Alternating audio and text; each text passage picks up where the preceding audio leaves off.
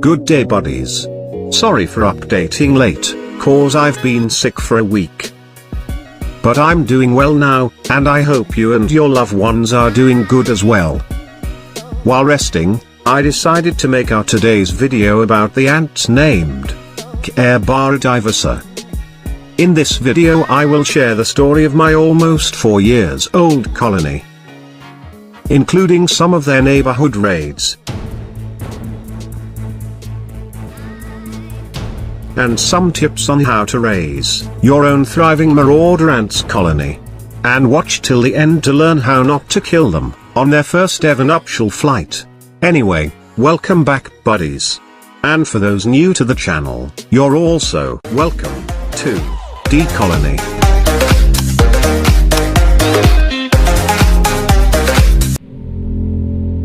We're glad to have you here buddy in the kingdom who is ruled by thousands and thousands, and thousands of ravenous ants.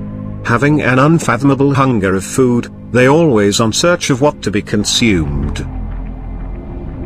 I know some of you are familiar with the Terrarium, cause I just recently uploaded the build of this one recently. But this Terrarium was built more than a year ago. Let me tell you a short story on how this colony accidentally ended up in this setup. In the build video, I told you buddies that I plan to put a drainage hole on the terrarium. I continue the plan and removed all the plants in the setup. After the removal of plants, an accident happened.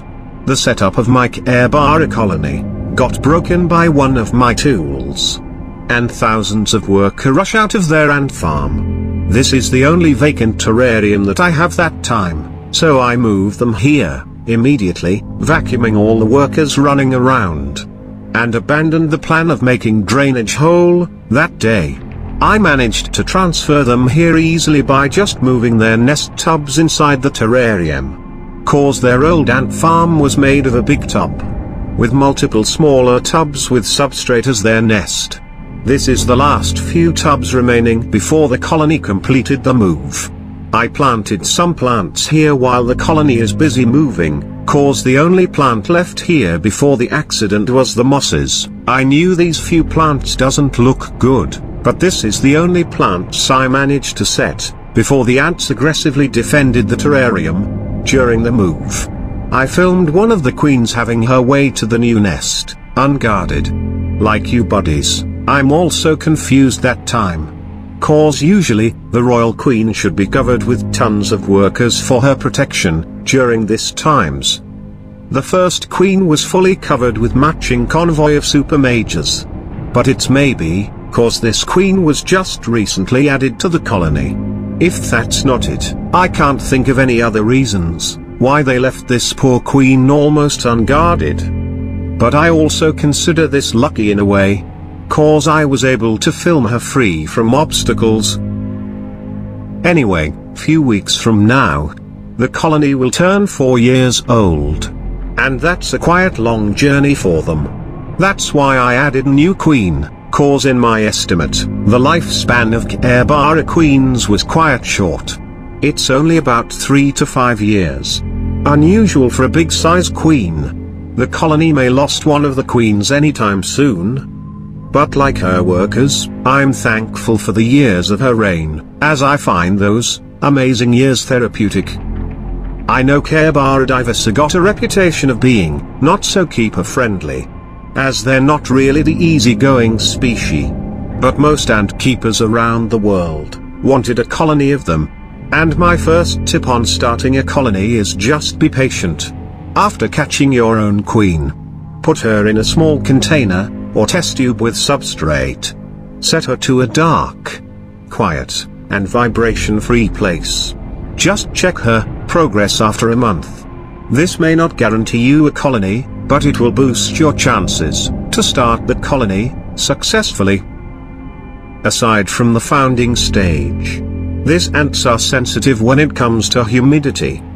Prolonged unideal humidity will make even an established or mature colony to collapse. If you're gonna ask me, what's the ideal humidity for them? I don't know, cause I don't really measure it. I just base it on my experience as ant keeper, and I'm lucky enough to live where these ants are native. And the temperature and humidity here is just great for them to thrive. But one sign I'm looking for, to tell if their setup needs to be hydrated is if the workers got an unusual behavior on their water feeders. You can tell that the humidity is too low, if the traffic of workers drinking isn't normal. Sometimes they even bring some broods to the water feeders. And let's call that our tip number 2. Carebara Diversa, also known as the Asian marauder ants, living up to their name even in captivity. Launching raids to other species living with them, spreading terror to the neighborhood. As a proof, let's see some of the raids done by these girls. I'm about to feed them this time when I spotted them digging. And I thought this was just a simple nest expansion, so I continue to prepare their meal. But little did I know, these ants were up to something. And when I'm about to drop their roaches, I noticed a commotion, and oh my, they pull a worm out of the ground. This poor earthworm was part of the terrarium's cleanup crew. The colony always launch this raids whenever I'm late on feeding them. And I have also seen them multiple times raiding the Isopods and springtails. Sorry for the low quality buddies, but this were Isopods caught and being carried by the workers.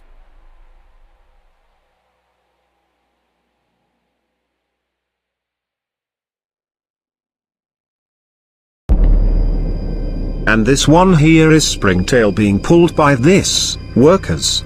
I thought they were safe cause of their jumping ability. But what's good here, buddies, is we got a little food chain happening here in the Ants Canyon, the home of my Carebara Diversa colony.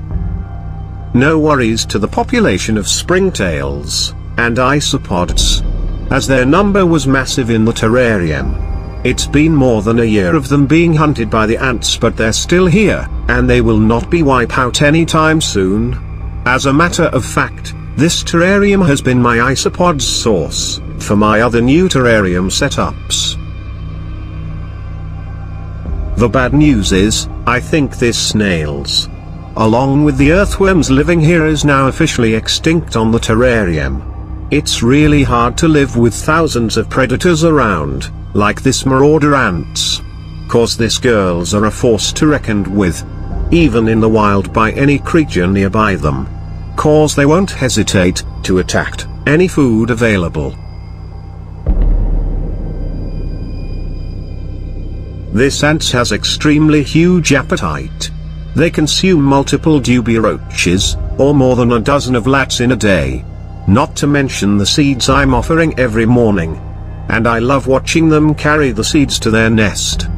If you plan to keep a colony of them, you must have a stable feeders colony, or else you'll be buying a lot to sustain their diet. And that's our tip number 3. Have a stable feeders colony. Anyway, these girls never stopped digging since their arrival in the terrarium. They're always on expansion mode, or maybe on search for an earthworm sometime. But these ants really need a room for their huge file of broods, as they were consuming a lot of protein. Be careful on overfeeding your colony buddies, as this will endanger their survival. Cause if your colony got too much protein, they might produce alates earlier than expected. And having alates in your Carebara Diversa colony seems cool, but not on captivity. Cause if the queen alates didn't fly, or had a failed flight, they will still shed their wings in your terrarium, and return to the nest.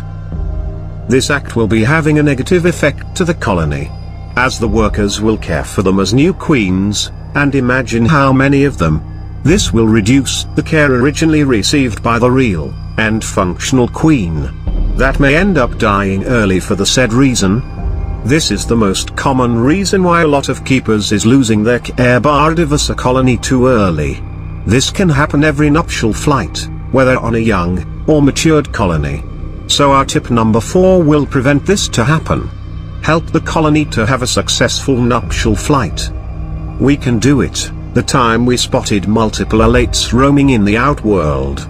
Open the lid, if possible, put the terrarium outside, or just near an open window. This will help them get a cue outside, and help them perform the nuptial flight successfully. But if they did not fly in a few days of doing it, we should move to the next option. This is to manually collect all the alates roaming in the terrarium using tweezers. Then dispose them outside. Option number 2 will give you a lot of work, but choosing of doing it will make sure your colony will still make it to the next nuptial flight. For another time to work on again. This is like a cycle of caring for them. Keeping a Carebara Diversa colony really require more efforts to keep them going. But having them in your journey as an ant keeper is really an amazing achievement, to be cherished.